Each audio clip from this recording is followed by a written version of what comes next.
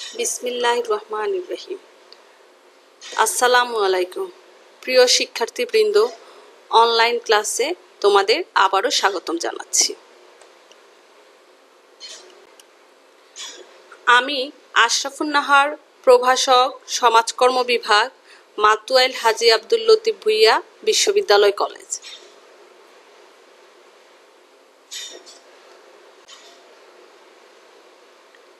আজ আমরা আলোচনা করব ষষ্ঠ অধ্যায় নিয়ে। শিক্ষার্থীরা, আমরা গত ক্লাসে সামাজিক দল কি, দল সমাজকর্ম বলতে কি বোঝায় এবং দল সমাজকর্মের উপাদানসমূহ আলোচনা করেছি। আজ আমরা আলোচনা করব দল সমাজকর্মের নীতিমালা, দল সমাজকর্মের প্রয়োগ ক্ষেত্র এবং দল সমাজকর্মীর ভূমিকা নিয়ে। চলো তাহলে আমরা আজকের পাঠে ফিরে যাই। আজকের পাঠ শেষে তোমরা লার্নিং আউটকাম হিসেবে দল সমাজকর্মের নীতিমালা বর্ণনা করতে পারবে, দল সমাজকর্মীর ভূমিকা বর্ণনা করতে পারবে, দল সমাজকর্মের প্রয়োগ ক্ষেত্র বর্ণনা করতে পারবে।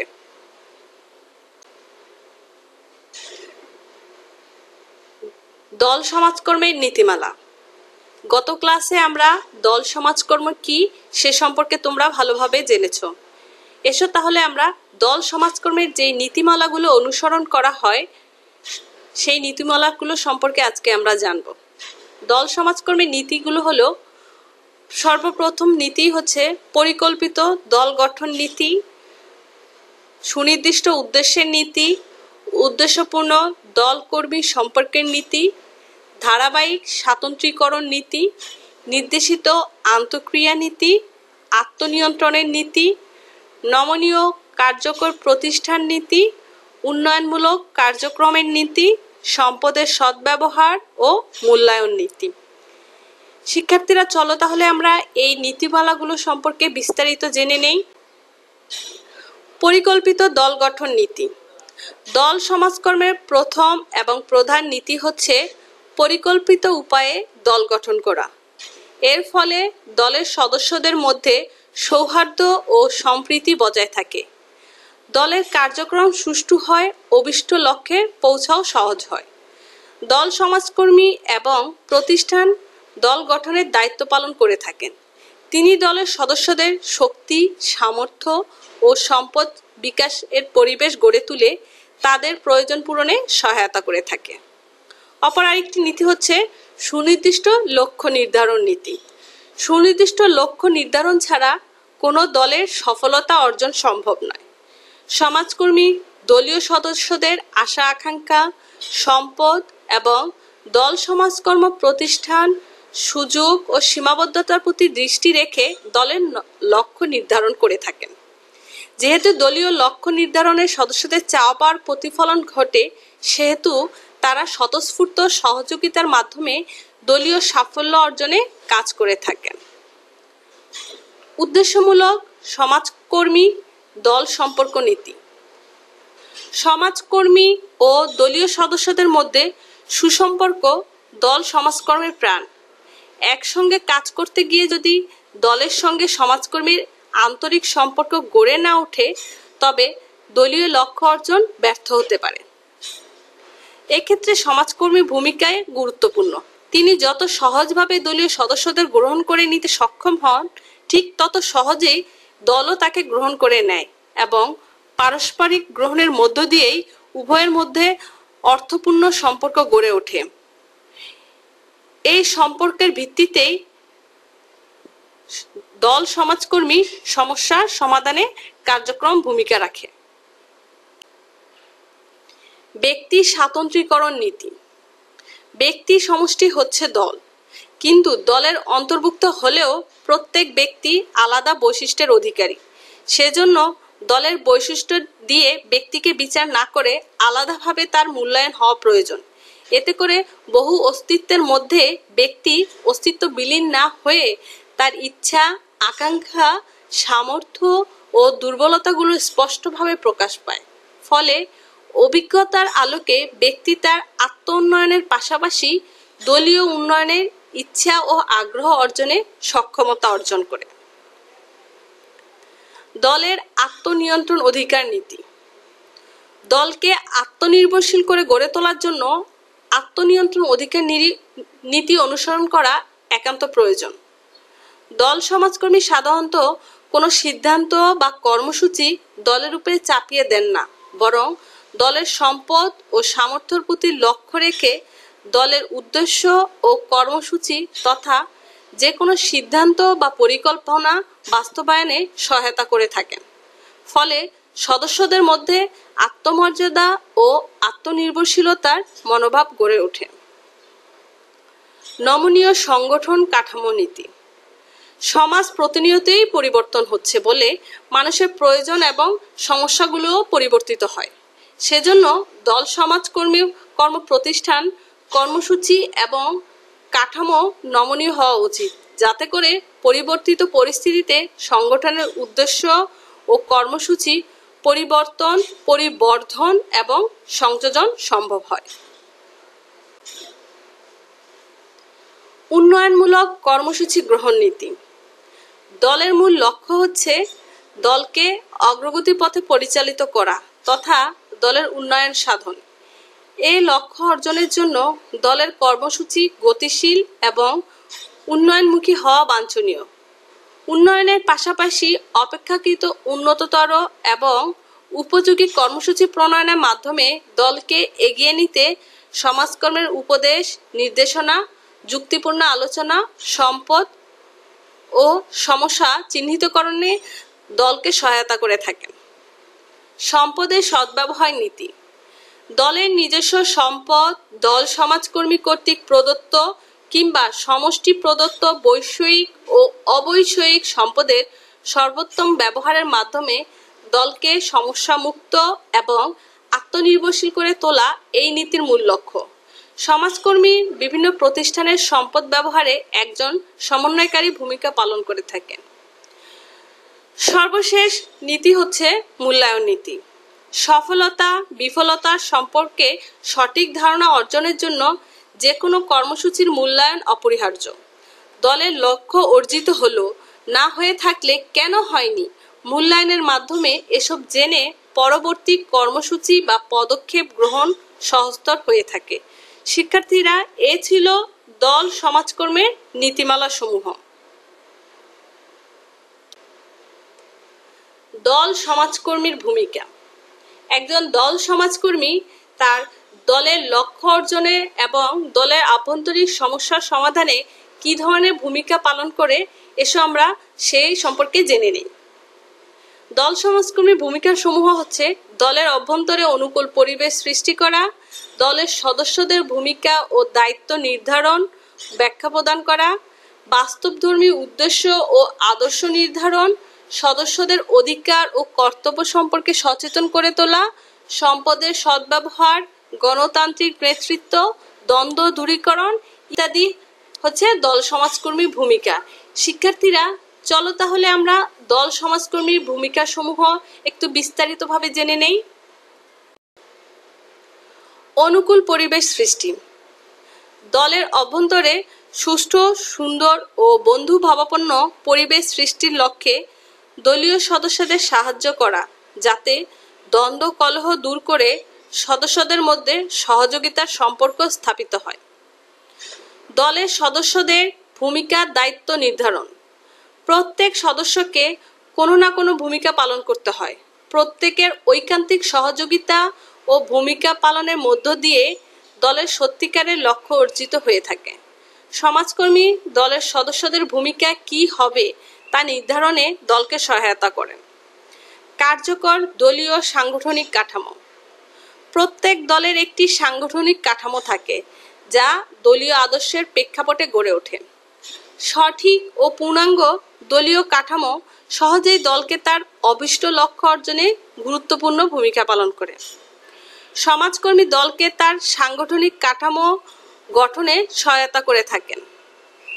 বাস্তবধর্মী উদ্দেশ্য ও আদর্শ নির্ধারণ। কতিপয় সুনির্দিষ্ট লক্ষ্যকে কেন্দ্র করে কোনো দল গঠিত হয়, কিন্তু যদি না হয় সে লক্ষ্যে যদি বাস্তবসম্মত না হয় তবে তা অর্জন করা সম্ভব হয় না। সেজন্য সমাজকর্মী তার জ্ঞান, দক্ষতা ও অভিজ্ঞতার আলোকে দল যাতে বাস্তবসম্মত লক্ষ্য নির্ধারণ করতে পারে সেভাবে তাদেরকে সহায়তা করে থাকে। সদস্যদের অধিকার ও কর্তব্য সম্পর্কে সচেতন করে তোলা। অধিকার ও কর্তব্য একে অপরের সাথে ঘনিষ্ঠভাবে সম্পর্কযুক্ত। দলীয় সদস্যদের যেমন কিছু অধিকার রয়েছে তেমনি কিছু কর্তব্য রয়েছে। ফলে দলীয় আদর্শের আলোকে প্রত্যেক সদস্যের কর্তব্য, অধিকার, অপরের মতামত, সীমাবদ্ধতা বুঝতে সহায়তা করে। কর্মসূচি প্রণয়ন ও বাস্তবায়ন। প্রত্যেক দলের কিছু লক্ষ্য ও দল উপযোগী কিছু কর্মসূচি থাকে। সমাজকর্মীর কাজ হলো দলের সদস্যদের আশা আকাঙ্ক্ষার মূল্য দিয়ে বাস্তবায়ন উপযোগী দলীয় কর্মসূচি নির্ধারণ করা। সম্পদের সদ্ব্যবহার। সাধারণভাবে প্রাপ্ত বস্তুগত ও অবস্তুগত সম্পদের প্রতিষ্ঠানের সম্পদ ও সম্পদের মধ্যে সামঞ্জস্য বিধান করে তা যথাযথভাবে ব্যবহারের উপর দলের উন্নয়ন ও সমৃদ্ধি নির্ভরশীল। এক্ষেত্রে সমাজকর্মী এমনভাবে দলকে সহায়তা করেন যেন তারা তাদের বস্তুগত ও অবস্তুগত প্রতিষ্ঠান ও অন্যান্য সম্পদ সুষ্ঠুভাবে ব্যবহার করতে পারেন। গণতান্ত্রিক নেতৃত্ব ও সিদ্ধান্ত গ্রহণের সহায়তা। যে কোনো দলের উন্নয়নে যোগ্য নেতৃত্ব গুরুত্বপূর্ণ ভূমিকা পালন করে এবং সেই নেতৃত্ব অবশ্যই গণতান্ত্রিক প্রক্রিয়া উদ্ভূত হওয়া প্রয়োজন। সেজন্য সমাজকর্মীর কর্তব্য হলো দলকে এমনভাবে সহায়তা করা যাতে করে দলের অভ্যন্তরে গণতন্ত্র চর্চা অব্যাহত থাকে, সকলের অংশগ্রহণ গুরুত্ব পায়, সঠিক নেতৃত্ব গড়ে ওঠে, কার্যকরী সিদ্ধান্ত গ্রহণ সক্ষম হয়। দ্বন্দ্ব দূরীকরণ। যে কোনো দলের সংঘাত থাকবেই। কোনো সক্রিয় দলের উপদল সৃষ্টি হওয়া অস্বাভাবিক কিছু নয়। দীর্ঘস্থায়ী দ্বন্দ্ব দলকে চিররুগ্ন করে তোলে। দ্বন্দ্ব সৃষ্টির মূল কারণ হলো বঞ্চনা, নির্যাতন, অত্যাচার প্রভৃতি। সমাজকর্মী ব্যক্তি অসন্তোষ দূর করে বন্ধুত্বপূর্ণ ও সহযোগিতার সম্পর্ক সৃষ্টিতে সহায়তা করেন।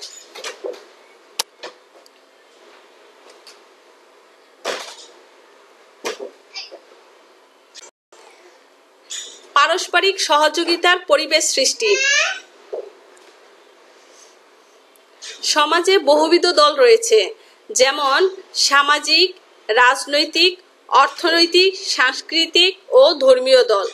দলের অভ্যন্তরে পারস্পরিক সহযোগিতার পরিবেশ সৃষ্টি করা দরকার, কারণ তা সমাজের সামগ্রিক উন্নয়নে সমাজকর্মী দলসমূহকে এই ক্ষেত্রে সহায়তা প্রদান করে। প্রতিষ্ঠান, সুযোগ সুবিধা ও সীমাবদ্ধতা। একটি দলের সুষ্ঠু গতিশীলতার জন্য প্রতিষ্ঠানের উদ্দেশ্য, কার্যক্রম, সুযোগ সুবিধা, সীমাবদ্ধতা সম্পর্কে সদস্যদের পূর্ণ জ্ঞান থাকা বাঞ্ছনীয়। এসব জ্ঞান থাকলে তাদের পক্ষে নিজ নিজ ভূমিকা পালন যেমন সহজতর হয়, তেমনি তাদের প্রত্যাশা ও বাঞ্ছিত সীমার মধ্যে আবদ্ধ থাকে। সমাজকর্মী সদস্যদের মধ্যে এসব জ্ঞান দান এর সহায়তা করে থাকেন। শিক্ষামূলক ভূমিকা। দল সমাজকর্মীকে দলের সঙ্গে কাজ করতে গিয়ে অধিকাংশ সময় শিক্ষকের ভূমিকায় অবতীর্ণ হতে হয়। দলীয় সদস্যরা বিভিন্ন বিষয়ে দক্ষ, কৌশল সম্পর্কে অবহিত। দলের সদস্যদের যে বিষয়ে জ্ঞান, দক্ষতার অভাব রয়েছে সে সম্পর্কে সমাজকর্মী তাদের পরিকল্পনা প্রণয়ন ও বাস্তবায়নে প্রয়োজনীয় তথ্য সরবরাহ ও ব্যাখ্যা প্রদানের মাধ্যমে সহায়তা করে থাকে। এ ছিল দল সমাজকর্মীর ভূমিকা।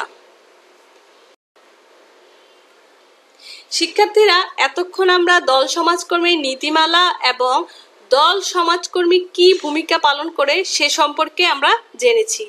এসো তাহলে এখন আমরা জেনে নেই যে বাংলাদেশের দল সমাজকর্ম অনুশীলনের ক্ষেত্র বা প্রয়োগ ক্ষেত্র, আমরা যাই বলি না কেন, এসো আমরা বিস্তারিত জেনে নিই। বাংলাদেশে দল সমাজকর্ম অনুশীলনের ক্ষেত্র, গুরুত্ব বা পরিধি। প্রথমেই আমরা বলতে পারি কৃষি উন্নয়ন।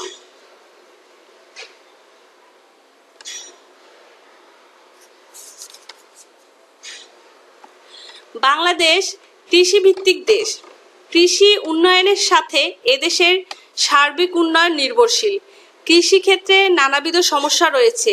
এই সমস্ত সমস্যা দূর করে দরিদ্র কৃষকদের সংগঠিত করে জাতীয় উন্নয়ন ত্বরান্বিত করা সম্ভব। আমাদের দেশে সরকারি ও বেসরকারি পর্যায়ে অনেক কর্মসূচি রয়েছে। সেখানে দল সমাজকর্ম প্রয়োগ সাপেক্ষে কৃষি উন্নয়ন করা হচ্ছে, যেমন গ্রামীণ সমাজসেবা, বার্ড, বাংলাদেশ পল্লী উন্নয়ন বোর্ড, ব্রাক, প্রশিক্ষা ইত্যাদি। তাই ক্রমান্বয়ে বাংলাদেশ কৃষকদের সংগঠিত করার ক্ষেত্রে দল সমাজকর্ম পদ্ধতি ক্রমান্বয়ে সম্প্রসারিত হচ্ছে। সমবায় সমিতি গঠন। বাংলাদেশ দারিদ্র্য বিমোচনের অন্যতম মাধ্যম হচ্ছে সমবায়। সমবায় কর্মসূচির সাথে উন্নয়ন সম্পর্ক নিবিড়। বিশেষ করে আমাদের দেশে দরিদ্র অদক্ষ জনগোষ্ঠীর উন্নয়ন প্রচেষ্টায় সমবায় 1904 সাল থেকে কাজ করে যাচ্ছে। বাংলাদেশে দল সমাজকর্মের অভিজ্ঞতা, কৌশল ও দক্ষতা প্রয়োগ করে গণমুখী সমবায় আন্দোলনে অনুকূল পরিবেশ সৃষ্টি করা যায়। বাংলাদেশে বিভিন্ন সমস্যার প্রেক্ষাপটে শহর ও গ্রাম পর্যায়ে এ ধরনের দল সমাজকর্ম ভিত্তিক প্রচেষ্টা অত্যন্ত গুরুত্বপূর্ণ ভূমিকা রাখছে।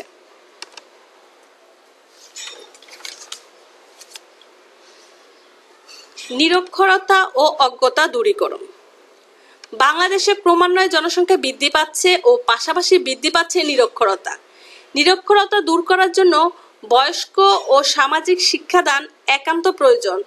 দল সমাজকর্ম পদ্ধতি প্রয়োগ করে এসব কর্মসূচি বাস্তবায়নের মাধ্যমে নিরক্ষরতা দূর করা সম্ভব। সরকারি ও বেসরকারি পর্যায়ে গৃহীত গণশিক্ষা কার্যক্রম দল সমাজকর্মের অভিজ্ঞতা প্রয়োগের সুযোগ সৃষ্টি করছে। পরিবার পরিকল্পনা। পরিবার পরিকল্পনা কর্মসূচি বাংলাদেশের জনসংখ্যা নিয়ন্ত্রণে অন্যতম গুরুত্বপূর্ণ বাহন হিসেবে কাজ করছে। বাংলাদেশের গ্রামীণ দরিদ্র অশিক্ষিত জনগোষ্ঠীর মধ্যে জনসংখ্যা বৃদ্ধির হার অত্যন্ত বেশি। আনুষ্ঠানিকভাবে দল সমাজকর্ম পদ্ধতি প্রয়োগ করে এদেশের গ্রামীণ জনগণকে জনসংখ্যা বৃদ্ধির কুফল সম্পর্কে সচেতন করে তোলা সম্ভব।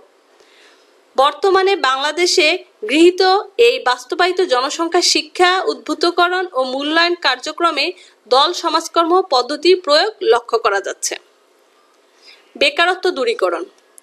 বাংলাদেশে প্রায় 1/3 মানুষ বেকার। বেকারদের অধিকাংশই মৌসুমী বেকারত্বও ভুগছে। পরিকল্পিত ও সংগঠিত দলীয় প্রচেষ্টার মাধ্যমে স্থানীয় কাঁচামাল ও চাহিদা নির্ভর ক্ষুদ্র ও কুটির শিল্প স্থাপন করার সুযোগ বাংলাদেশে বিদ্যমান। এইরূপ ক্ষুদ্র শিল্প স্থাপনের মাধ্যমে যেমন মৌসুমী ও ছদ্ম বেকারদের খণ্ডকালীন কর্মসংস্থানের সুযোগ সৃষ্টি করা যায়, তেমনি বিপুল পরিমাণ শ্রমশক্তিকে উৎপাদনমুখী কাজে লাগানো যায়।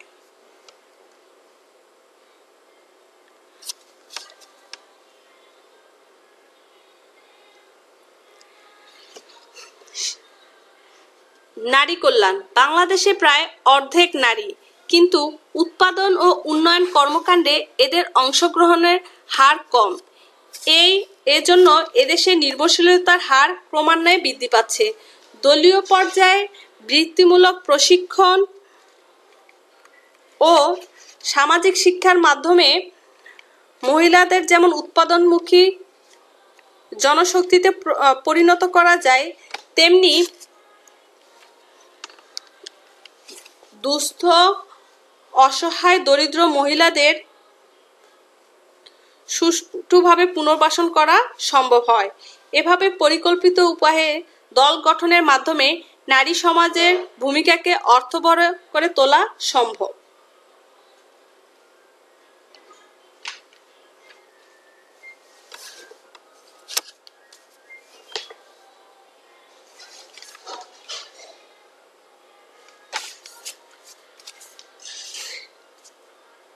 এছাড়াও যুব কল্যাণ, পরিবার কল্যাণ, কিশোর অপরাধ সংশোধন, শ্রম কল্যাণ, নতুন বসতি স্থাপন প্রভৃতি ক্ষেত্রেও দল সমাজকর্ম পদ্ধতি অনুশীলন লক্ষ্য করা যায়।